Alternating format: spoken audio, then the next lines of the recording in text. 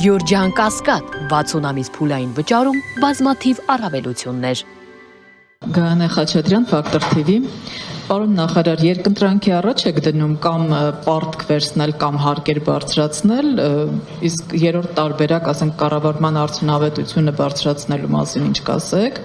եւ առավել եւս, որ 2018-ից հետո Հայաստանի պետական պարտքը կրկնակիից ավելի աճել է։ 18-ի տարեվերջին եղել է 6.9 միլիարդ դոլար,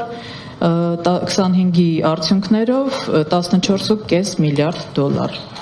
Արդյոք արդյունավետ է նման կառավարումը, արդյոք արդյունավետ է այդքան պարտք վերցնելը եւ առավել եւս, որ ինչքան պարտք վերցնում են, գրեթե այդքան էլ մի փոքր պակաս վճարում ենք պարտքերի սպասարկման համար։ Այսպես ճգնաժամներ սարերի հետևում չի, հա, կարող է հանկարծ դուռը թակել։ Ուր կհասնենք այսպես։ Շնորհակալություն։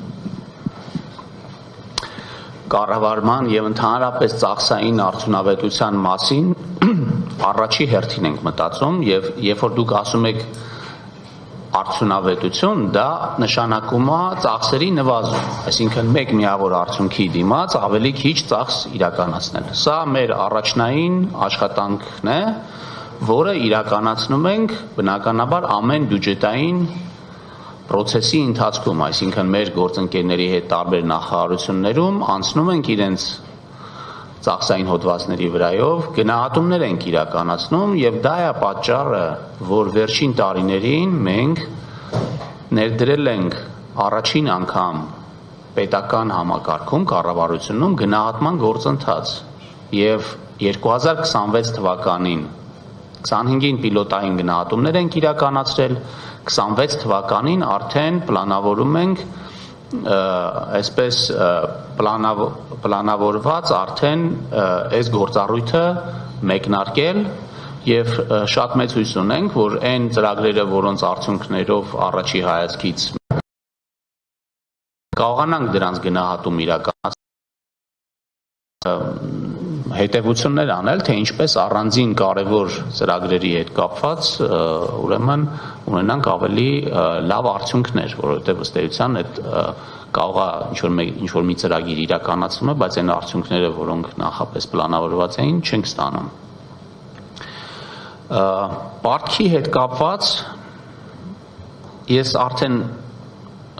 Civilnet-ի հարցին պատասխանելուց ինձ թվում է այս հարցին պատասխանեցի, բայց ես ձեզ ուզում եմ ասեմ ձեր վերջի հարցը ռեպլիկը նրա մասին էր ինչ ենք անելու ենք հետևյալը մենք 2025 թվականին հաստատել ենք միջնաժամկետ ծախսերի շրջանակ, որում ասել ենք, որ ամեն տարի 1%-ային կետով նվազեցնելու ենք դեֆիցիտը եւ 2030 թվականին ձգտելու ենք հասնել 1% դեֆիցիտի, որը կնշանակի պրակտիկ առումով հավելորդով բյուջե։ Այսինքն մենք ասում ենք, որ մենք պետք է այս ծախսերի արդյունավետությունը եւ այս ծախսերի զսպման process-ը այնպես կարողանանք կառավարել, այդ թվում արդյունավետությունը առանձին տեղերով բարձրացնելով, բայց չխոչընդոտելով հիմնական ենթակառուցվածքային եւ բարեփոխումների օրակարգը, որպեսզի մենք հասնենք 1%-ի։ Եվ սա կնշանակի, որ Հայաստանը այդ խնդիրները, որոնք դուք բարձրաձայնում եք, այդ խնդիրները չի ունենա։ Այո, պարտքը աճում է եւ ինչ-որ մի միլիարդից դարել է մի հատ ուրիշ միլիարդ, բայց այդ մենք 1000 անգամ խոսել ենք դրա մասին, որ այդ հիմա պետություններ էլ կան, որոնք տրիլիոններով ունեն։ Հիմա ինչի ենք այդ միլիարդից խոսում, դրա համար պետք է խոսենք դրա համամասնությունից։ Եվ ես կարող եմ ասել, որ օրինակ 2018 թվականին պարտքը նրան 52% էր, 51 ու քանի տոկոս էր, հիմա 48% է։ Այսինքն մեր հնարավորությունները պարտքը սպասարկելու ավելի մեծացել են, կամ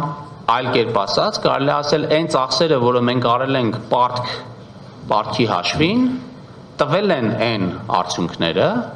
որով հնարավոր է եղել մեր հնարավորությունները, մեր եկամուտները մեծացնել այնպես, որ մենք շարունակում ենք խնդիր չունենալ այդ ձեր ասած աճի պայմաններում, խնդիր չունենալ այդ մեծացած պարտքը սպասարկելու ուղղությամբ։ Ավելին ձեզ ասեմ, երբ որ մեր միջազգային գործընկերները նայում են, գնահատում են Հայաստանի ֆիսկալ կայունությունը, իրանք ասում են, որ դրականն է փոխվում, այսինքն ձեր ասած պայմաններում Հայաստանի պարտքի կայունությունը, օրինակ 4 պատճառ կա, ինչի Fitch-ը փոխել է Հայաստանի հեռանկարը կայունից դեպի դրական, եւ ես կարծում եմ, որ Fitch-ը բավականին պահպանողական է եղել այս գնահատումը տալուց, որտեղ խոսեցի նաեւ նրա մասին, որ շուկաները շատ ավելի դրական են արձագանքում Հայաստանում տեղի ունեցող իրավիճակին եւ բնականաբար իրանք շատ մանրակրկիտ են ուսումնասիրում Հայաստանի պարտքը, դրա հետ կապված ռիսկերը եւ արձանագրում են, որ դրա հետ կապված ռիսկերը նվազել են եւ ավելի ցածր են